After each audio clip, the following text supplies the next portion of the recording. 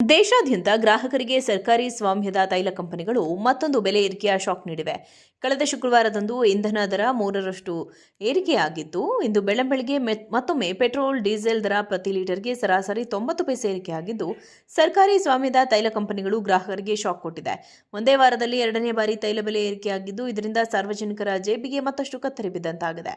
ಬೆಂಗಳೂರಿನಲ್ಲಿ ಇಂದು ಪೆಟ್ರೋಲ್ ಮತ್ತು ಡೀಸೆಲ್ ದರದಲ್ಲಿ ಪ್ರತಿ ಲೀಟರ್ಗೆ 94 ಪೈಸೆ ಏರಿಕೆಯಾಗಿದೆ. ಇದರಿಂದ 4 ದಿನಗಳ ಹಿಂದೆ 106.17 ರು ಇದ್ದ ಪೆಟ್ರೋಲ್ ಬೆಲೆ ಈಗ 107.16 ರು ಹಾಗೂ 94.10 ರು ಇದ್ದ ಡೀಸೆಲ್ಗೆ 95.03 ರುಗೆ ತಲುಪಿದೆ. ಪದೇ ಪದೇ ಆಗುತ್ತಿರುವ ಈ ದರ ಏರಿಕೆಯಿಂದ ತೀವ್ರ ಕಂಗಾಲಾಗಿರುವ ವಾಹನ ಸವಾರರು ಆಕ್ರೋಶ ಹೊರಹಾಕಿದ್ದಾರೆ. ಜಾಗತಿಕ ಪರಿಸ್ಥಿತಿ ಅರ್ಥವಾದರೂ ಸರ್ಕಾರ ಸಾಮಾನ್ಯ ಜನರ ಹಿತದೃಷ್ಟಿಯಿಂದ ಇಂಧನ ದರ ನಿಯಂತ್ರಣಕ್ಕೆ ಗಮನ ಹರಿಸಬೇಕೆಂದು ಸಾರ್ವಜನಿಕರು ಆಗ್ರಹಿಸಿದ್ದಾರೆ. ದೇಶಾದ್ಯಂತ ಗ್ರಾಹಕರಿಗೆ ಸರ್ಕಾರಿ ಸ್ವಾಮ್ಯದ ತೈಲ ಕಂಪನಿಗಳು ಮತ್ತೊಂದು ಬೆಲೆ ಏರಿಕೆಯ ಶಾಕ್ ನೀಡಿವೆ. ಕಳೆದ ಶುಕ್ರವಾರದಂದು ಇಂಧನ ದರ 3ರಷ್ಟು ಏರಿಕೆಯಾಗಿದ್ದು, ಇಂದು ಬೆಳ್ಳಂಬೆಳಗ್ಗೆ ಮತ್ತೊಮ್ಮೆ ಪೆಟ್ರೋಲ್, ಡೀಸೆಲ್ ದರ ಪ್ರತಿ ಲೀಟರ್ಗೆ ಸರಾಸರಿ 90 ಪೈಸೆ ಏರಿಕೆಯಾಗಿದ್ದು, ಸರ್ಕಾರಿ ಸ್ವಾಮ್ಯದ ತೈಲ ಕಂಪನಿಗಳು ಗ್ರಾಹಕರಿಗೆ ಶಾಕ್ ಕೊಟ್ಟಿದೆ. ಒಂದೇ ವಾರದಲ್ಲಿ ಎರಡನೇ ಬಾರಿ ತೈಲ ಬೆಲೆ ಏರಿಕೆಯಾಗಿದ್ದು, ಇದರಿಂದ ಸಾರ್ವಜನಿಕರ ಜೇಬಿಗೆ ಮತ್ತಷ್ಟು ಕತ್ತರಿ ಬಿದ್ದಂತಾಗಿದೆ. ಬೆಂಗಳೂರಿನಲ್ಲಿ ಇಂದು ಪೆಟ್ರೋಲ್ ಮತ್ತು ಡೀಸೆಲ್ ದರದಲ್ಲಿ ಪ್ರತಿ ಲೀಟರ್ಗೆ 94 ಪೈಸೆ ಏರಿಕೆಯಾಗಿದೆ. ಇದರಿಂದ 4 ದಿನಗಳ ಹಿಂದೆ 106.17 ರು ಇದ್ದ ಪೆಟ್ರೋಲ್ ಬೆಲೆ ಈಗ 107.16 ರು ಹಾಗೂ 94.10 ರು ಇದ್ದ ಡೀಸೆಲ್ಗೆ 95.03 ರುಗೆ ತಲುಪಿದೆ. ಪದೇ ಪದೇ ಆಗುತ್ತಿರುವ ಈ ದರ ಏರಿಕೆಯಿಂದ ತೀವ್ರ ಕಂಗಾಲಾಗಿರುವ ವಾಹನ ಸವಾರರು ಆಕ್ರೋಶ ಹೊರಹಾಕಿದ್ದಾರೆ. ಜಾಗತಿಕ ಪರಿಸ್ಥಿತಿ ಅರ್ಥವಾದರೂ ಸರ್ಕಾರ ಸಾಮಾನ್ಯ ಜನರ ಹಿತದೃಷ್ಟಿಯಿಂದ ಇಂಧನ ದರ ನಿಯಂತ್ರಣಕ್ಕೆ ಗಮನ ಹರಿಸಬೇಕೆಂದು ಸಾರ್ವಜನಿಕರು ಆಗ್ರಹಿಸಿದ್ದಾರೆ. ದೇಶಾದ್ಯಂತ ಗ್ರಾಹಕರಿಗೆ ಸರ್ಕಾರಿ ಸ್ವಾಮ್ಯದ ತೈಲ ಕಂಪನಿಗಳು ಮತ್ತೊಂದು ಬೆಲೆ ಏರಿಕೆಯ ಶಾಕ್ ನೀಡಿವೆ.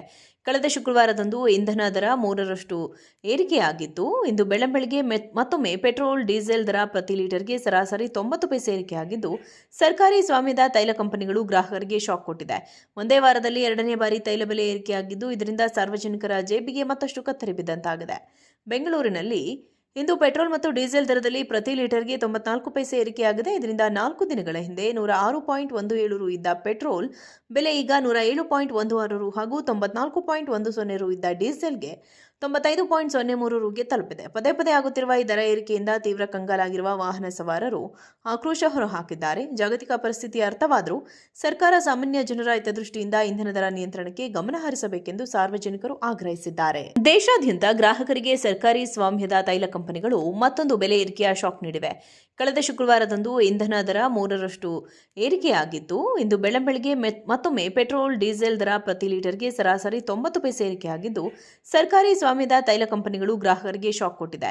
ಒಂದೇ ವಾರದಲ್ಲಿ ಎರಡನೇ ಬಾರಿ ತೈಲ ಬೆಲೆ ಏರಿಕೆಯಾಗಿದ್ದು, ಇದರಿಂದ ಸಾರ್ವಜನಿಕರ ಜೇಬಿಗೆ ಮತ್ತಷ್ಟು ಕತ್ತರಿ ಬಿದ್ದಂತಾಗಿದೆ.